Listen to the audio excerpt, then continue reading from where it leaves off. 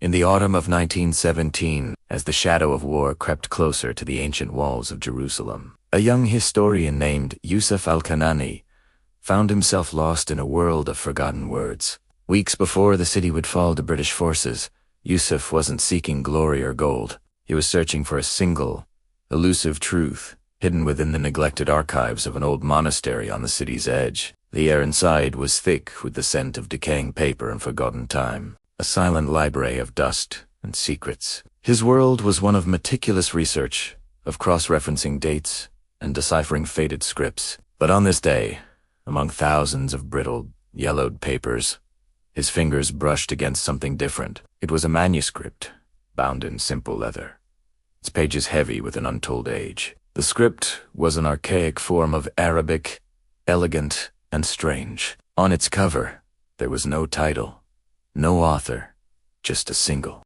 chilling sentence etched in faded ink. Whoever reads this has already arrived too late. Yusuf's first instinct was to dismiss it as a piece of folklore, a philosophical riddle left by a long-dead monk. But something held him back. It was the seal. Pressed into the wax was an official Ottoman stamp, yet it was a design he had never seen before, a variant that appeared in no known archive, no historical record he had ever studied. It was an impossibility, a ghost from an alternate history. His historian's curiosity turned into a gnawing unease. He had to know more. With trembling hands, he opened the manuscript. The ink was dark against the vellum, the script precise. He began to read, expecting a chronicle of battles or a lineage of forgotten kings.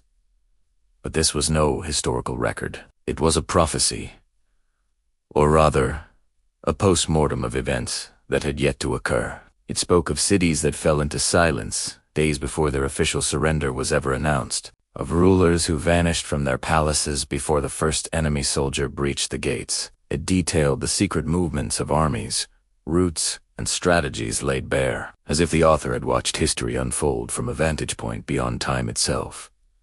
Yusuf's heart pounded in his chest.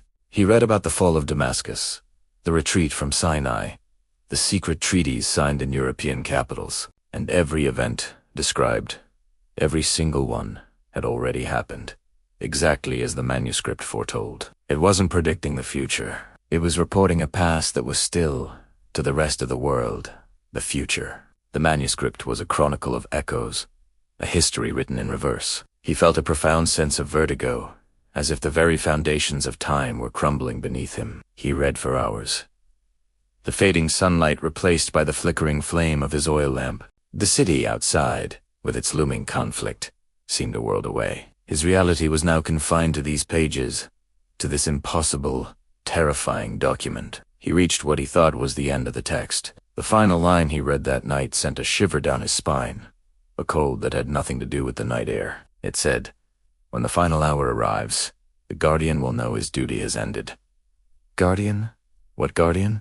What duty? The next morning, Yusuf awoke from a restless sleep to a city buzzing with a strange rumor. It was a trivial piece of gossip, the kind that spreads like wildfire in a city on edge. An old, forgotten clock in an abandoned tower near the Jaffa Gate. A clock that hadn't worked in living memory, had inexplicably stopped at the precise moment of dawn. People were whispering about it in the markets, a strange omen in uncertain times. For anyone else, it would be a curiosity. For Yusuf, it was a thunderclap.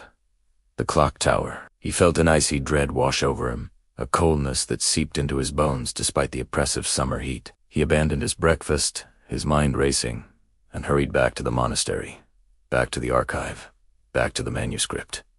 He had to be wrong. It had to be a coincidence. He found the manuscript exactly where he had left it. His hands were shaking as he picked it up. He remembered seeing that the final page was different, thicker than the rest. He had assumed it was just the end of the binding. But now, a dreadful suspicion took hold. The page was not one, but two, stuck together by the humidity and grime of decades, perhaps centuries. With the delicate precision of a surgeon, using the tip of a small knife, he carefully began to separate the stuck pages. The paper was fragile, and he feared it would crumble to dust. After what felt like an eternity, the two leaves parted, revealing what had been hidden between them. It wasn't more text. There were no more warnings, No more prophecies. It was a drawing, a simple yet unnervingly detailed sketch, done in the same ancient ink. It depicted a stone tower. On the face of the tower was a clock, its hands frozen, and standing beneath it, gazing up at the stopped clock, was the figure of a man. The artist had captured the man's features with haunting accuracy. His clothes, his posture, the worry etched on his face. Yusef's breath caught in his throat. He felt as if he were looking into a mirror. The man in the drawing was him. The world outside the archive ceased to exist. There was only the drawing, the manuscript, and the terrifying, inescapable truth it presented. He was not just a reader of this story. He was a character in it. The final prophecy had not been written in words, but in an image. He was the guardian, and the clock had stopped. His duty, whatever it was, had ended. Or perhaps it was just beginning. Days turned into a blur of fear and confusion. Yusuf couldn't eat, couldn't sleep. The manuscript was his constant companion, his tormentor. The city braced for the inevitable, and then it happened. On December 9th, 1917, the Ottoman authorities surrendered. British forces entered Jerusalem, their flags marking the dawn of a new era. History, as the world knew it, was being made. Amidst the chaos and the change, one small detail went unnoticed. Yusuf al-Kanani, the promising young historian, was gone. He simply vanished. His name was not on any list of casualties. He was not among the refugees who fled the city. His face did not appear in any of the countless photographs taken during that historic period of transition. It was as if he had been erased from existence, a ghost who had never been. No body was ever found. No explanation was ever offered. He became a footnote in his family's history, a mystery that faded with time. But the story doesn't end there. Sometime later, another scholar, working in that same monastery archive, stumbled upon a curious manuscript bound in old leather. He noted the strange, archaic script and the ominous sentence on the cover.